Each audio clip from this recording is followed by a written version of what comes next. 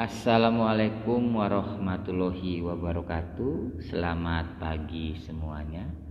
Bertemu kembali dengan saya Indra Panca Hermawan SPDMM dalam mata pelajaran IPS untuk kelas 9. Sebelum kita memulai materi kita hari ini, mari kita berdoa terlebih dahulu agar kita selalu diberikan kekuatan oleh Allah Subhanahu wa taala.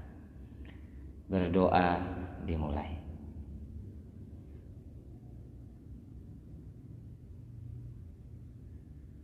Berdoa selesai. Baik anak-anakku sekalian, kelas 9A maupun kelas 9B, pada kesempatan kali ini kita masih akan melanjutkan tentang materi kita, tentang materi perjuangan bangsa Indonesia dari masa kemerdekaan sampai masa reformasi. Untuk materi kali ini silakan kalian buka buku paket di halaman 118.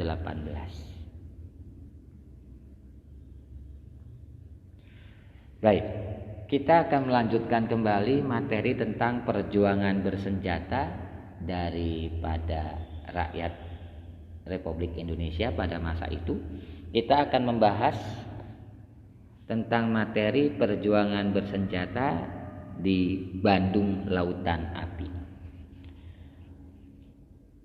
Seperti yang kita ketahui bersama, bahwasanya bangsa Indonesia ini merdeka bukan karena pemberian daripada penjajah, tetapi dari hasil perjuangan seluruh bangsa kita. Nah, pada sejak bulan Oktober tahun 1945, pasukan sekutu memasuki kota Bandung. Ketika itu TKR, Tentara Keamanan Rakyat, bersama rakyat sedang berjuang merebut senjata dari tangan tentara Jepang. Sekutu menuntut pasukan Indonesia untuk menyerahkan senjata. Tuntutan tersebut disertai dengan ultimatum supaya TKR meninggalkan kota Bandung bagian utara paling lambat tanggal 29 Oktober tahun 1945. Dipelopori oleh TKR, rakyat Bandung tidak menghiraukan ultimatum tersebut. Di bawah pimpinan Aruji Kartawinata, TKR melakukan serangan terhadap kedudukan sekutu. Keadaan itu terus berlanjut sampai tahun 1946. Pada tanggal 23 Maret tahun 1946,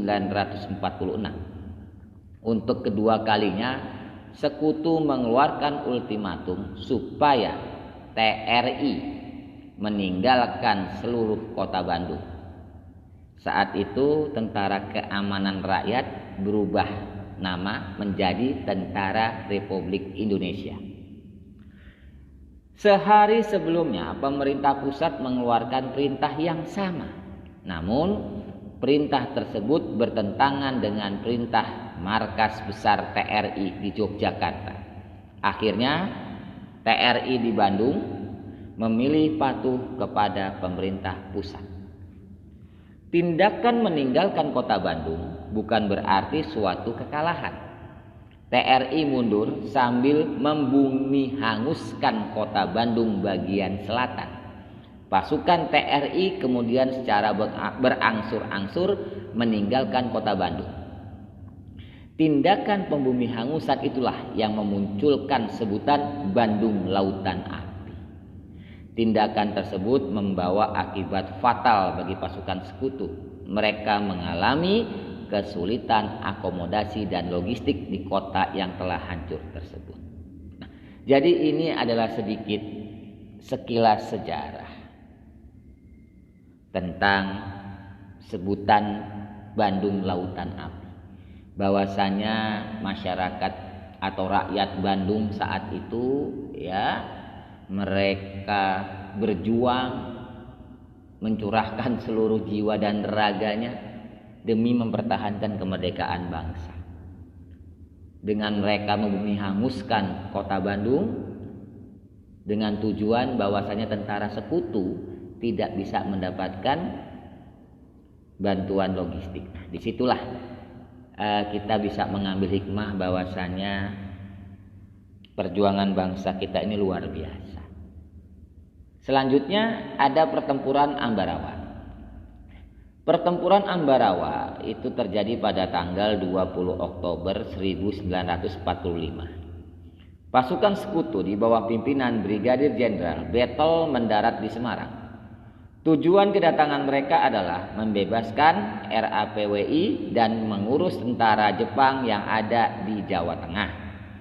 Pada awalnya kedatangan mereka disambut baik oleh pengusaha sipil, oleh penguasa sipil dan militer Republik Indonesia di Jawa Tengah. Namun keadaan menjadi tidak terkendali ketika Nika ini adalah tentara Belanda yang membonceng sekutu, mulai ikut campur dalam pembebasan RAPWI. Nika mempersenjatai orang-orang Belanda yang baru dikeluarkan dari kamp interniran ataupun penjara. Hal itu tentu saja menimbulkan ketegangan dengan pihak Tentara Keamanan Rakyat. Akibatnya terjadi pertempuran antara TKR melawan pasukan sekutu dan Nika di dalam kota Magelang. Setelah merasa kedudukannya di kota Magelang tidak aman, pasukan sekutu kemudian mundur ke Ambarawa. Mereka membuat konsentrasi pertahanan di Benteng William I yang terletak di tengah kota. Mengetahui pihak sekutu berupaya memperkuat kedudukannya di dalam kota Magelang, pasukan TKR kemudian segera melakukan pengepungan. Bala bantuan untuk TKR datang dari kota-kota di sekitarnya, seperti Semarang, Surakarta, Yogyakarta, dan Banyumas. Pasukan gabungan tersebut dipimpin oleh Kolonel Sudirman yang saat itu bertugas menjadi Komandan Divisi 5 Banyumas. Guna menembus kepungan tersebut, sekutu menggunakan kendaraan lapis baja dan melakukan pengeboman dari udara. Namun, usaha tersebut tidak berhasil menembus kepungan TKR. Kegagalan tersebut telah menjatuhkan mental pasukan sekutu yang mengepung di kota Ambarawa. Lalu Kolonel Sudirman memerintahkan seluruh pasukan TKR yang ada di sekitar Ambarawa untuk melakukan serangan serentak pada tanggal 12 Desember tahun 1945 dini hari. Akibatnya pasukan sekutu yang telah terkepung digempur habis-habisan selama 4 hari. Dan pada tanggal 15 Desember tahun 1945, pimpinan pasukan sekutu meminta agar sisa pasukannya yang ada di Ambarawa diberi jalan untuk mundur ke Semarang. Permintaan tersebut merupakan pernyataan kalah pihak sekutu dan mengakhiri pertempuran di Palagan Ambarawa. Lalu kita masuk ke pokok pembahasan tentang agresi militer Belanda pertama.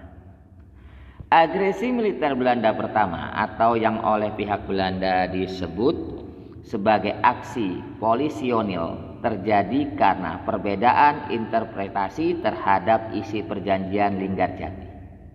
Pihak Belanda beranggapan bahwa Republik Indonesia berkedudukan sebagai negara persemakmurannya, sedangkan Republik Indonesia tetap berpendapat bahwa dirinya adalah sebuah negara yang merdeka dan berdaulat penuh. Maksudnya adalah pihak Belanda itu menyangka bahwasanya Indonesia itu merdeka tetapi tetap di bawah daripada negara Belanda. Itu maksudnya negara persemakmuran. Tetapi bangsa kita tetap bersikuku bahwasannya bangsa kita adalah bangsa yang merdeka dan tidak terikat oleh negara manapun. Oleh sebab itu terjadilah yang disebut dengan agresi militer Belanda pertama setelah Indonesia menyatakan diri untuk merdeka. Pada tanggal 27 Mei tahun 1947, pemerintah Belanda mengirimkan nota diplomatik yang berisi tekanan terhadap Republik Indonesia agar bersedia mengikuti kemauan mereka. Nota tersebut terang saja ditolak oleh Kabinet Syahrir dan kemudian juga ditolak oleh Kabinet Amir Syarifuddin. Penolakan tersebut semakin menguatkan tekad Belanda untuk melaksanakan agresi militer Belanda. Pada tanggal 20 Juli tahun 1947, Belanda mengumumkan tidak terikat lagi terhadap perundingan Linggarjati. Keesokan harinya pasukan Belanda melakukan serangan besar-besaran terhadap wilayah Republik Indonesia. Serangan tersebut kemudian dikenal sebagai agresi militer Belanda pertama. Tujuan agresi militer Belanda pertama adalah sebagai berikut. 1. Tujuan politik mengepung ibu kota dan menghancurkan kedaulatan Republik Indonesia. Yang kedua, tujuan ekonomi merebut pusat-pusat penghasil makanan dan bahan ekspor. Yang ketiga, tujuan militer menghancurkan TNI. Agresi militer Belanda pertama tersebut mengundang reaksi keras dari luar negeri. Pemerintah India dan Australia mengajukan resolusi kepada Dewan Keamanan PBB. Kemudian Amerika Serikat mengeluarkan himbauan agar pihak Belanda dan Republik Indonesia menghentikan tembak-menembak. Adapun Polandia dan Uni Soviet mendesak agar pasukan Belanda ditarik dari wilayah Republik Indonesia. Setelah memperoleh tekanan dari beberapa negara, akhirnya Belanda menghentikan agresinya pada tanggal 3 Agustus tahun 1947. Baik, anak-anakku sekalian, dari penjelasan singkat yang saya sampaikan tadi, di sini membuktikan bahwasanya bangsa kita ini adalah bangsa yang memang benar-benar berniat untuk memerdekakan diri dari bangsa asing. Oleh sebab itu, tugas kitalah sekarang untuk mempertahankan kemerdekaan kita. Jangan sampai nanti di kemudian hari bangsa kita kembali dijajah oleh bangsa asing. Itu adalah tugas kita untuk mempertahankan kemerdekaan bangsa ini. Baik, untuk materi kali ini saya cukupkan sampai di sini. Nanti di pertemuan berikutnya kita akan membahas tentang agresi militer Belanda kedua dan serangan umum 1 Maret tahun 1949. Saya pikir cukup untuk hari ini. Mudah-mudahan semuanya tetap sehat dan selalu jaga protokol kesehatan. Jangan lupa tetap absensi dan mengerjakan soal yang saya berikan. Terima kasih banyak. Assalamualaikum warahmatullahi wabarakatuh dan selamat pagi.